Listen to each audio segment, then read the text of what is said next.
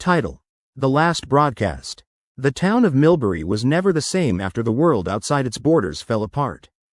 A catastrophic outbreak had swept through cities, a viral infection that resurrected the dead, a true zombie apocalypse.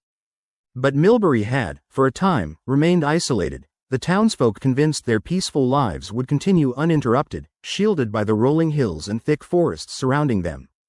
That was until the day the transmission started. It happened early one gray morning, a static-filled broadcast crackling through the old radio that sat in the center of the town's community hall, a relic of a time when people gathered for meetings rather than whispered rumors. Ethan, a 17-year-old with a penchant for adventure and an affinity for horror movies, had been the first to notice it. The townsfolk had tried to ignore the warnings from cities far beyond their hills: stay indoors, avoid contact.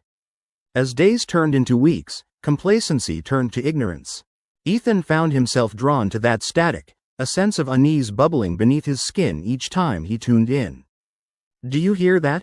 he had asked his best friend Mia as they sat on the dusty floor of the hall. Mia shrugged, flicking her long hair over her shoulder.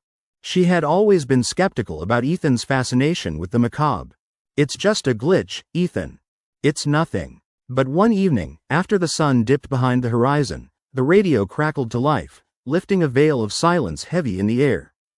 "To everyone within the sound of my voice, the infection is spreading. The dead are coming back.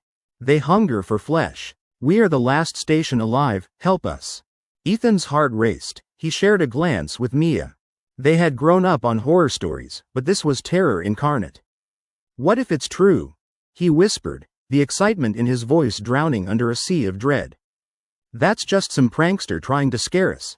Don't buy into it," Mia replied, though her voice trembled as they moved to leave the hall. But as they stepped outside, the thick silence of the evening shattered. They saw the flickering shadows moving near the town's edge, erratic and disjointed in the fading light. A chill raced down Ethan's spine. Comedy turned to fear as the duo stumbled back, lurking behind the safety of an old oak tree.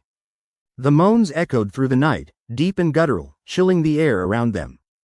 Ethan could barely breathe as he held Mia's hands tightly in his, their hearts thundering in sync. "We need to warn everyone," he finally mouthed, knowing the time for denial had expired. As they raced through Millbury, pounding on doors and windows, their pleas fell on deaf ears.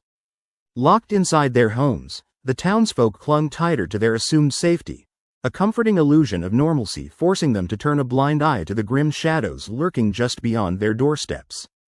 The moans grew louder. They heard the scrape of flesh against wood, relentless and hungry.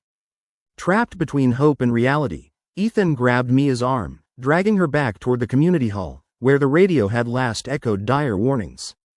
They broke through the rusty doors, the place now a beacon of panic instead of security. Sweat dripped down Ethan's brow as he hurried to the old radio, jostling the dial. Static filled the air, but he knew he needed to reach out, to make others believe in the horror that approached. Muffled screams erupted outside. His stomach knotted as their friends began to realize what was unfolding. A heavy thud resonated against the doors, panicked voices commanding each other to stand strong. "No," Mia shrieked as horrors broke through shadows, faces once familiar now grotesque, their mouths smeared with dark crimson. The zombies, remnants of lost loved ones, shambled toward them, drawn by the unmistakable scent of warmth. "Get to the basement," Ethan shouted, the urgency of survival pumping through him. They barreled down the rickety stairs just as the doors splintered. They frantically searched for something, anything, that would help. Mia rummaged through old supplies as Ethan barricaded the door. "We can survive this," he assured her, but the tremor in his voice betrayed him. As the night wore on, they huddled together, muffled cries for help echoing above. Each sound was a reminder of loss that would soon swallow them whole. Mia clung to Ethan, tears glistening in her wide eyes. "What if they get in?" "Don't think like that. We can radio for help," he insisted, his own doubt buried under layers of desperate resolve.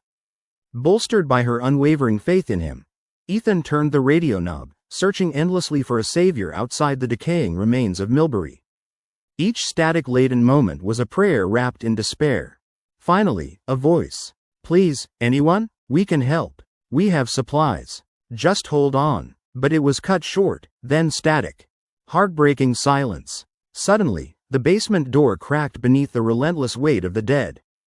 The zombies tumbled through. Ethan felt frozen, nowhere to run, as the night surrounded him with a blanket of pale, twisted faces.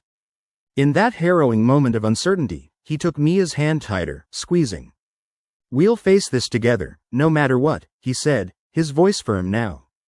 And as the light from 100 broken dreams flickered before him, he knew this would be the last broadcast, cutting through the distorted echoes of despair, sealing their fate in whispers of the damned.